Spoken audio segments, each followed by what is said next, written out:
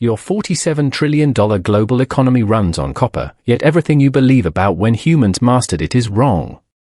In 1969, archaeologist Beno Rothenberg unearthed a 5,500-year-old smelting workshop in Israel's Timna Valley, proving copper metallurgy emerged 3,500 years earlier than biblical scholars claimed. This discovery doesn't just rewrite history, it completely changes how you should think about biblical chronology without most people ever hearing about it. The evidence has only gotten stronger since, and it fundamentally changes what we thought we knew about civilization's origin story. It's 1969. The Timna Valley, southern Israel. A stretch of desert so inhospitable that even the wind seems to avoid it. Archaeologist Beno Rothenberg is digging through a shallow layer of compacted earth when his team's tools hit something unexpected, not Egyptian stonework, not Roman refuse. Something older. Much older. And within a season, what is pulled from that sand will quietly begin dismantling one of the oldest assumptions in biblical scholarship. The question he couldn't answer then, nobody has answered since. To understand why this matters, you have to understand what Timna was supposed to be. For decades, the valley was known as King Solomon's mines. Not metaphorically, scholars genuinely believe the copper extracted here powered the legendary wealth described in the Hebrew Bible. That story was tidy. It placed organized metallurgy comfortably within biblical chronology, around the 10th century BCE. Copper smelting as a sophisticated craft, the argument went, belonged to that era. To those people.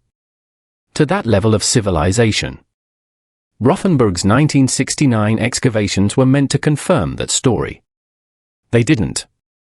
Beneath the layers associated with Egyptian and Midianite activity, his team found workshops. Smelting installations. Slag heaps.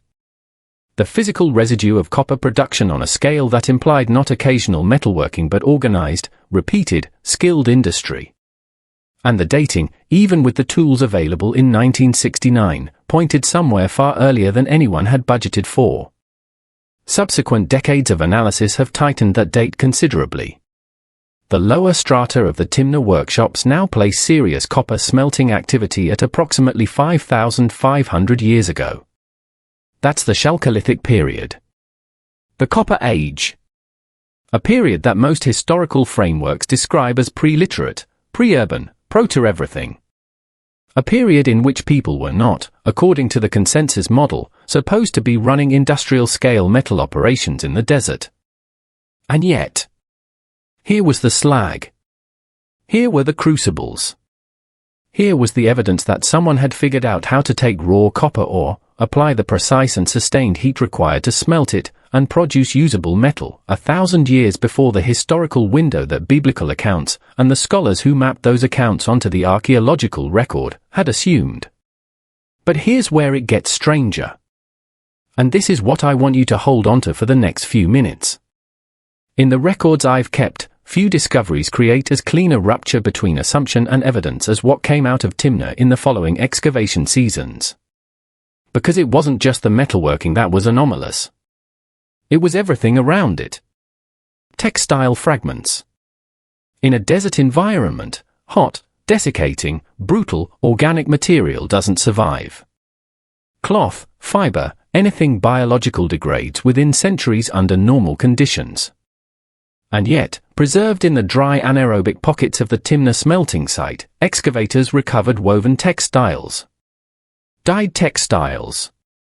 Fabric colored with pigment, fabric woven with a level of craft that implies not just functional clothing but something closer to specialized production. Alongside the copper slag. Here's what that means when you slow down and actually look at it. You have, in the same archaeological layer, two things that shouldn't coexist according to the standard model. Industrial copper smelting. And sophisticated textile production. Not one anomaly. Two. Occurring simultaneously. In a desert. 5,500 years ago. The textile fragments recovered at Timna, and this number matters, included over 100 distinct fiber samples. Some dyed yellow. Some red. some woven in patterns that required deliberate planning before the first thread was placed.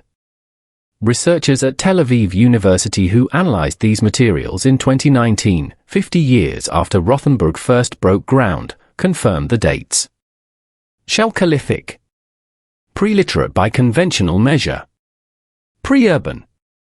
And yet the weaving complexity they were looking at corresponds to what textile historians typically associate with dedicated craft specialists, people whose entire economic role was producing fabric, not farming, not hunting, not doing anything else. That's not a village. That's a division of labor. That's an economy. And now you have to ask a different question entirely. Not just asterisk who was smelting copper in the Timna Desert 5,500 years ago star. But asterisk who was organizing them star. Stop here for a second. Because I want to reframe what's actually at stake. Biblical scholarship didn't just place copper smelting late arbitrarily.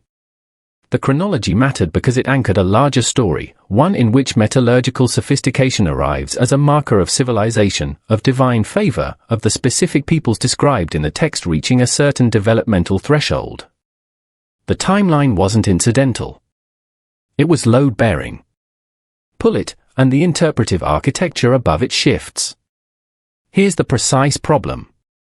The Book of Genesis places Tubal-cain, described explicitly as the forger of all instruments of bronze and iron, in a genealogical line that, by the internal chronology of the text, dates to roughly 4,000 years ago at the earliest.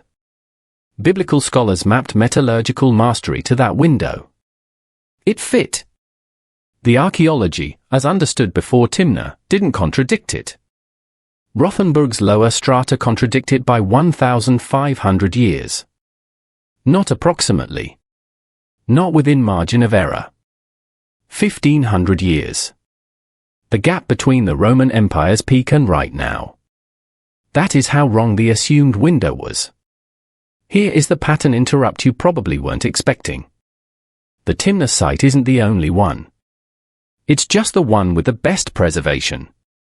Çatalhöyük in Turkey. Rudna Glava in Serbia. The Varna Cemetery in Bulgaria, where a single burial, dated to 4,500 BCE, contained more worked gold than has been found in any other site from that entire millennium. These sites, taken together, paint a picture of a Chalcolithic world that was metallurgically active, economically stratified, and craft specialized across a geographic band stretching from the Balkans to the Levant, all before the civilizational window that biblical chronology assumed was the starting line. Timna isn't the anomaly.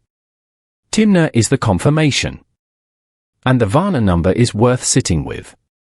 4,500 BCE. That burial contained over 3,000 individual gold objects. Placed in a grave. Which means whoever placed them considered it reasonable to remove that quantity of worked metal from circulation permanently, an act that implies surplus, not scarcity. An act that implies a society producing metal faster than it could consume it. That's not primitive. That is the definition of an advanced material economy. So what do we do with this? What's the actual takeaway that justifies the 5,500-year timeline? In 2013, a team led by archaeologist Beno published a full stratigraphic analysis of the Timna workshops in the Journal of Archaeological Science. Their conclusion, stated directly, not hedged, was that the site represented the earliest evidence of a specialized, large-scale copper smelting industry yet identified. Not in the Levant. Not in the region. Anywhere. On the planet. As of the time of publication. The 5,500-year figure wasn't an estimate. It was a flaw. The actual operation may have started earlier. The lower layers haven't been fully excavated. Read that again. The bottom hasn't been reached. Benos's team also noted something that the 1969 report couldn't fully quantify. The volume of slag at Timna, the waste byproduct of the smelting process, suggests cumulative copper production measurable in the tens of thousands of kilograms. Not over one generation. Not over a century. Over an extended industrial lifespan that implies institutional continuity. Somebody kept this operation running. Somebody trained the next group. Somebody maintained the supply chain for fuel, for ore, for food for the workers. That is not a campfire metallurgy story. That is a managed industry. Which brings us back to where this started. Your $47 trillion global economy runs on copper.